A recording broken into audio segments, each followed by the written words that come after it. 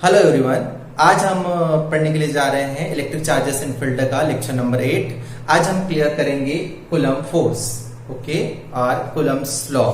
ये क्या होता है, इसको हम क्लियर करते हैं। कूलम्ब ने अपने लॉ में क्या बताया है, ओके।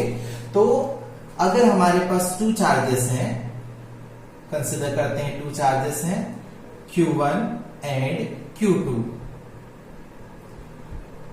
अब ये दो चार्जेस हैं जो ये एक दूसरे को या तो रिपेल करेंगे या फिर अट्रैक्ट करेंगे, क्योंकि Q1 भी चार्ज है, Q2 भी चार्ज है। अगर ये दोनों लाइक चार्ज हैं, मींस दोनों पॉजिटिव हैं, तो एक दूसरे को क्या करेंगे, रिपेल करेंगे। हम पढ़ चुके हैं two like charges repel to each other. अगर दो ये नेगेटिव है, ये माइनस भी है, ये भी माइनस का है, तो भी एक दूसरे को क्या करेंगे, रिपेल करेंगे, क्योंकि दोनों लाइक चार्जेस हो जाते हैं। बट अगर एक पॉजिटिव और एक नेगेटिव हो जाता है, तो एक दूसरे को ये क्या करेंगे, किसी न किसी फोर्स से क्या करेंगे, अट्रैक्ट करेंगे, ओके। तो डिपेंड करता है कि चार्ज कैसे हैं, उसके अकॉर्डिंग इन दोनों के बीच में या तो फोर्स ऑफ अट्रैक्शन लगेगा या फोर्स ऑफ रिपल्सन लगेगा। तो कूलम्ब ने ये बताया कि इन दोनों के बीच में फोर्स ऑफ अट्रैक्शन या रिपल्सन कितना लग रहा है, क्योंकि जो फिजिक्स है वो मेजरमेंट का फिजिक्स होता है। हम इसमें किसी भी चीज को मेजर करते हैं। अब हमें पता है कि दो लाइक चार्जेस रिपेल कर रहे हैं, बट कितने फोर्सेस रिपेल कर रहे हैं। दो अनलाइक चार्जेस अट्रैक्ट कर रहे हैं दूसरे को, बट कितने फोर्स अट्रैक्ट कर रहे हैं। तो सबसे पहले साइंटिस्ट कूलम्ब ने इस फोर्स का मैग्नीट्यूड निकाल कर बताया, ओके। तो इसके अकॉर्डिंग ये लॉ क्या होता है, इसको हम क्लियर करते हैं। इसके लिए कंसिडर करते हैं कि हमारे पास क्या है, टू चार्जेस हैं Q1 एंड Q2, और इसके बीच में जो डिस्टेंस है वो कितनी है, R है। ये लाइन है जो इन दोनों चार्जेस को क्या कर रही है, ज्वाइन कर रही है, और इन दोनों के बीच डिस्टेंस कितनी है, R है। तो कूलम्ब ने ये बताया कि इन दोनों के बीच में जो फोर्स लग रहा है, या तो ये अट्रैक्शन का भी हो सकता है, रिपल्सन का भी हो सकता है। ये जो फोर्स लग रहा है ये इन दोनों चार्जेस Q1 एंड Q2 के प्रोडक्ट के डायरेक्टली प्रोपोर्शनल होता है। मींस जितना ज्यादा चार्ज रहेगा Q1 और Q2, उतना ही ज्यादा क्या होगा, फोर्स होगा, क्योंकि ये दोनों एक दूसरे के क्या है, डायरेक्टली प्रोपोर्शनल है, ओके। तो दोनों के मैग्नीट्यूड के प्रोडक्ट की क्या होता है, फोर्स डायरेक्टली प्रोपोर्शनल होता है। और दूसरी बात बताई उन्होंने कि जो फोर्स होता है वो इन दोनों चार्जेस के बीच की जो डिस्टेंस है उसके स्क्वायर के इनवर्सली प्रोपोर्शनल होता है। मींस डिस्टेंस अगर 2 टाइम्स बढ़ गई तो फोर्स 4 टाइम्स क्या हो जाएगा, कम हो जाएगा, क्योंकि ये फोर्स जो है वो डिस्टेंस के स्क्वायर के क्या है, इनवर्सली प्रोपोर्शनल है। अगर ये डिस्टेंस आधी हो जाती है, ठीक है, ये डिस्टेंस आधी हो जाएगी, उस कंडीशन में फोर्स उसके प्रोपोर्शनल, उसके स्क्वायर के प्रोपोर्शनल क्या हो जाएगा, डबल हो जाएगा, ओके। अगर ये डिस्टेंस 4 टाइम इंक्रीज होती है, 4 गुना बढ़ती है, तो ये फोर्स 16 गुना क्या हो जाएगा, कम हो जाएगा। मींस फोर्स जो रहता है इसके डिस्टेंस के स्क्वायर के इनवर्सली प्रोपोर्शनल होता है। मींस एक बढ़ेगा तो दूसरा कम होगा, दूसरा बढ़ेगा तो पहला कम हो जाएगा, ओके। अब अगर हम इन दोनों को क्या कर दें, कंबाइन कर लें, अगर इसका स्टेटमेंट देखें तो क्या होगा, द फोर्स ऑफ अट्रैक्शन और repulsion between two point charges is directly proportional to the product of magnitude of charges and inversely proportional of square of distance between them, okay. अगर हम इन दोनों कंबाइन कर लें तो फोर्स क्या हो जाएगा, force is directly proportional to Q1 Q2 by R square. ये सिंबल रिमूव होता है, हमें पता है इसकी प्लेस पर एक इक्वल का साइन लगता है और एक कांस्टेंट लगता है, तो क्या हो जाएगा कि Q1 Q2 by R square. अब इस कांस्टेंट की वैल्यू कितनी होती है, तो हम देखते हैं एसआई सिस्टम में, इन एसआई सिस्टम इस K की वैल्यू जो होती है वो होती 1/4 पाई एप्सिलॉन नॉट, ठीक है। यहां पर एप्सिलॉन नॉट क्या है, तो एप्सिलॉन नॉट होती है permittivity of medium, okay, epsilon not permittivity of free space. अब ये परमिटिविटी क्या होती है, इसके लिए हम एक अलग से वीडियो बनाएंगे, उसमें आपको क्लियर हो जाएगा इस परमिटिविटी का मीनिंग, ओके। यहां पर बस हम इसकी वैल्यू पढ़ लेते हैं। परमिटिविटी एप्सिलॉन नॉट की वैल्यू होती है 8.84 इंटू 10 टू द पावर -12, और इसको आप 9 लिख सकते हैं। 8.84 means 9 into 10 to the power -12। इसकी जो यूनिट है उसको अभी हम निकालेंगे, ओके। तो कांस्टेंट k की वैल्यू क्या होती है ऐसा यूनिट में 1/4 ओके। और फोर्स का जो यूनिट होता है वो क्या होता है, न्यूटन होता है। तो अगर ये वैल्यू हम यहां पर पुट करें तो F इक्वल टू क्या हो जाएगा 1/4 Q1 Q2 by R square, और यूनिट जो रहेगा वो क्या रहेगा, न्यूटन, ओके। अब इस 1/4 की वैल्यू, अगर एप्सिलॉन नॉट की वैल्यू यहां पर हम पुट कर दें, ओके, 1/4 k की वैल्यू है कांस्टेंट की, 1/4 3.14, एप्सिलॉन नॉट की value 8.84 into 10 to the power -12 होती है। अगर हम ये वैल्यू यहां पर पुट कर दें तो सॉल्व करने पर हमें मिलेगा इसकी वैल्यू कितनी होती है 9 into 10 to the power 9, okay. अब अगर हम इसकी k का यूनिट देखें कि k की यूनिट कितनी होगी, तो देखो k की यूनिट क्या होगी, यहां से निकाल सकते हैं। k इक्वल टू क्या हो जाएगा f r square by Q1 Q2। k की यूनिट निकालना है, r जो है स्क्वायर डिवाइड में मल्टीप्लाई में चले जाएगा, Q1 Q2 मल्टीप्लाई में डिवाइड में चले जाएंगे। तो k की यूनिट क्या हो जाएगी, force means newton, r distance means metre square, और Q1 Q2 means coulomb square, क्योंकि चार्ज की यूनिट कूलम होता है। तो k का यूनिट क्या हो जाएगा, newton into metre square by coulomb square.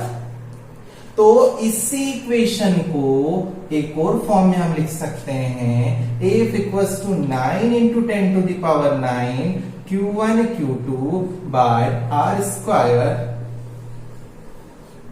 Newton, okay.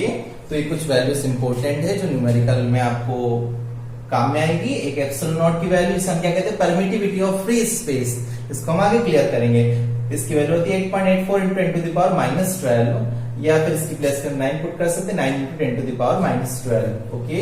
ऐसे कैसे अगर ये वैल्यू हम यहाँ पर पुट करें तो f की वैल्यू कितनी आ जाती है 1/4 epsilon naught Q1 Q2 by R square, और एप्सिलॉन नॉट की वैल्यू जब पुट करेंगे 9 इंटू 10 टू द पावर 9 हो जाता है, ओके।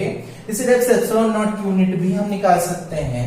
एप्सिलॉन नॉट की यूनिट क्या होगी, तो यहाँ पर देखिए एप्सिलॉन नॉट की यूनिट अगर हमें निकालनी है तो एप्सिलॉन नॉट इधर आ जाएगा, ये epsilon naught equals to 1/4 Q1 Q2 by R square, और F उधर डिवाइड में चला जाएगा।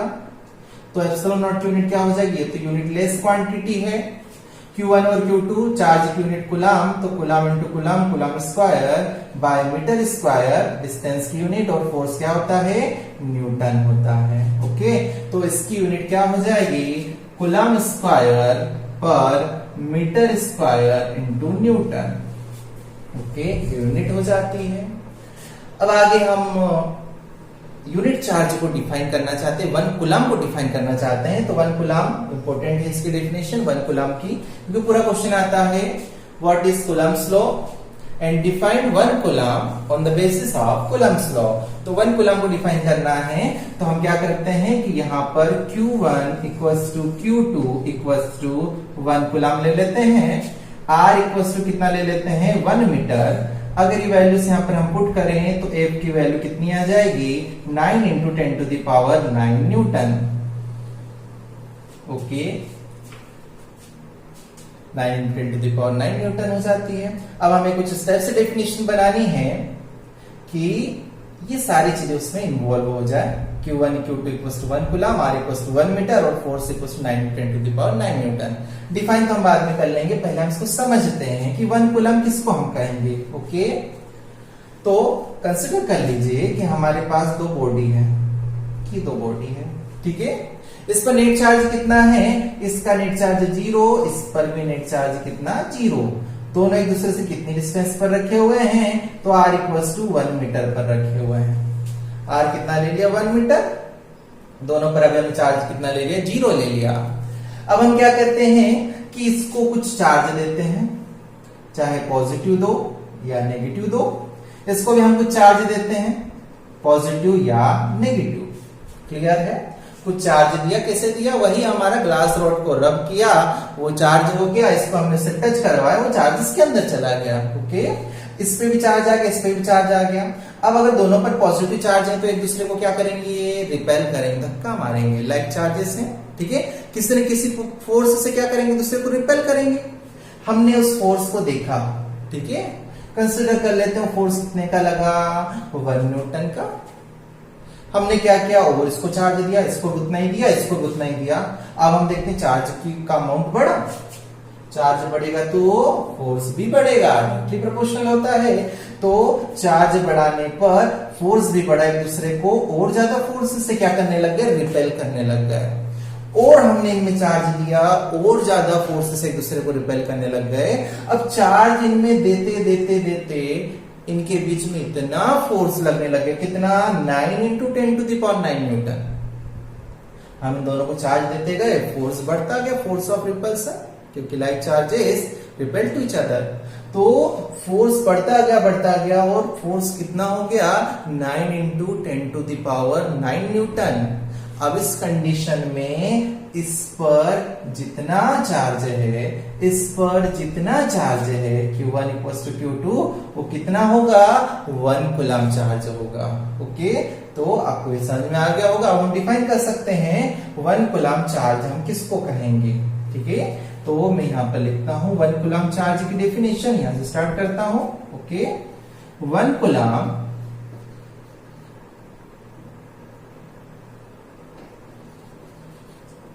is that amount of charge that repel an equal and similar charge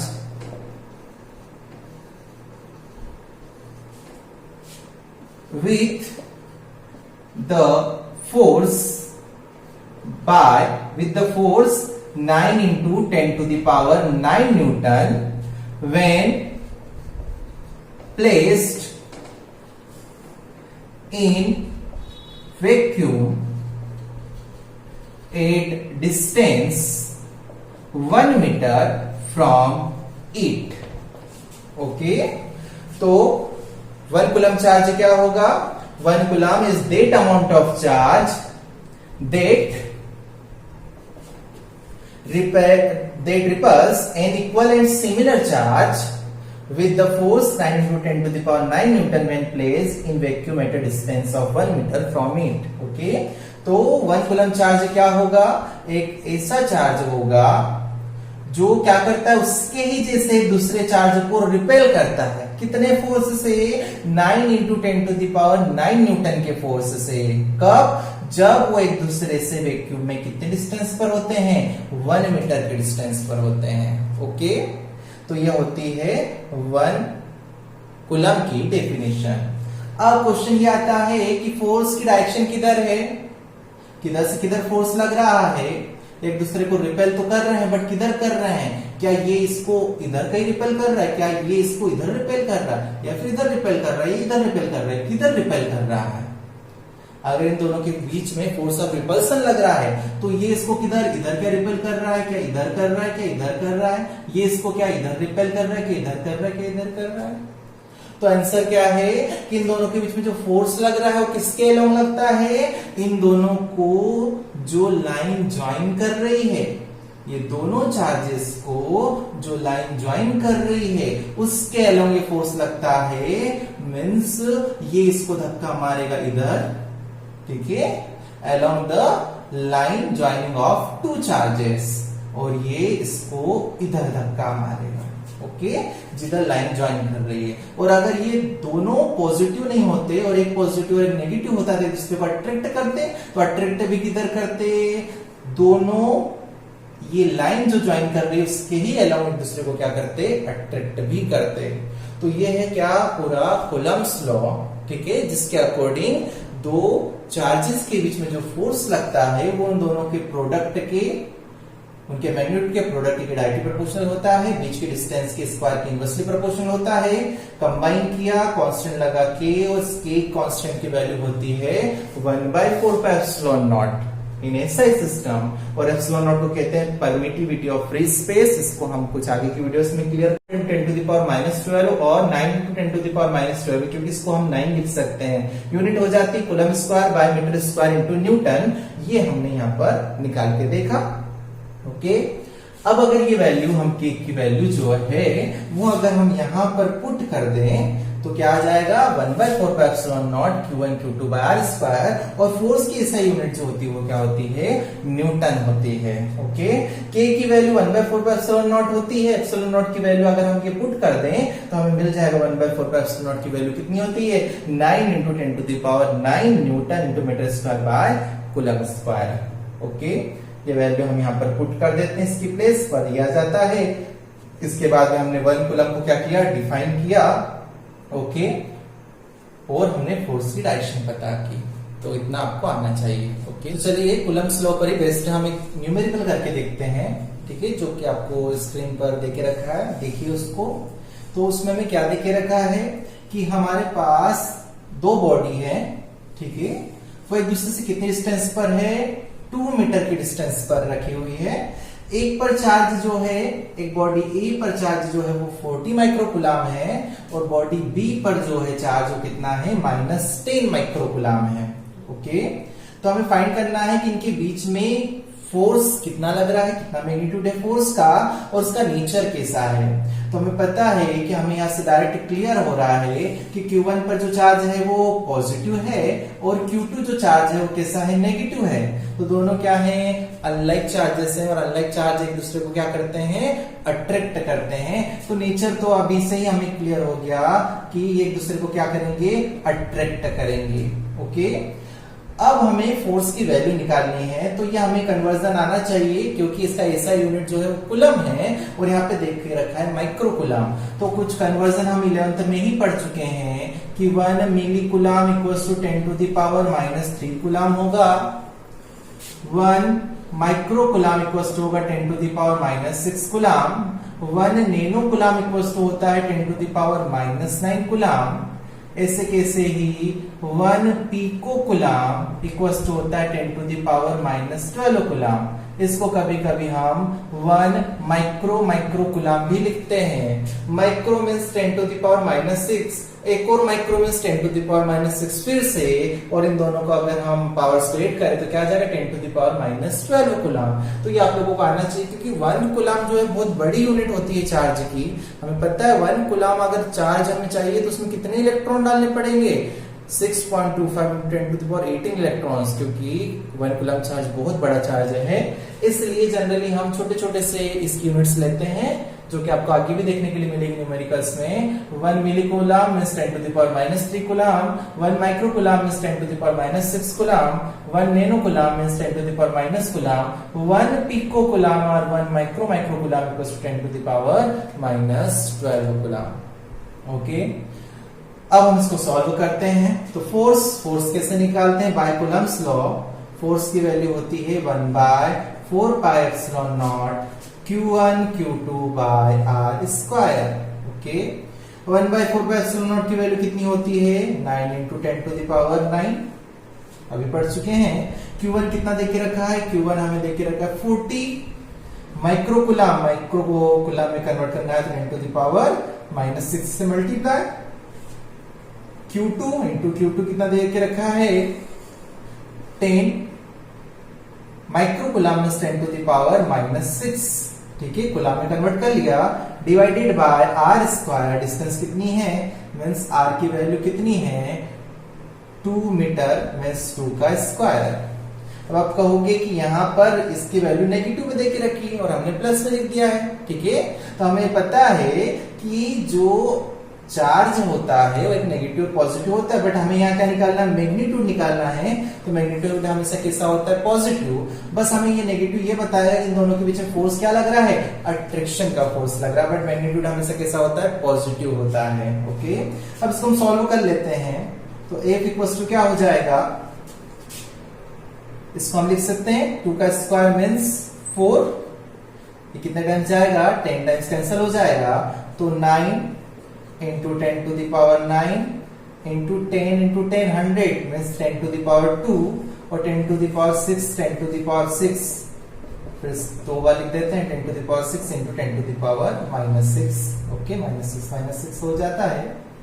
अब देखिए फिर से बेस इक्वल है, पावर से ऐड हो जाएगी, 10 to the power -6 10 to the power -6 10 to the power -12 और ये कितना है 10 to the power 9 in 10 to the power 2 10 to the power 11। हम इसको लिख सकते हैं 9 into 10 to the power 11 into 10 to the power -12। Okay, इसको हम सॉल्व कर लेंगे तो मिलेगा F equals to 9 into base equal है, पावर से ऐड होगी 11 -12 10 to the power -1।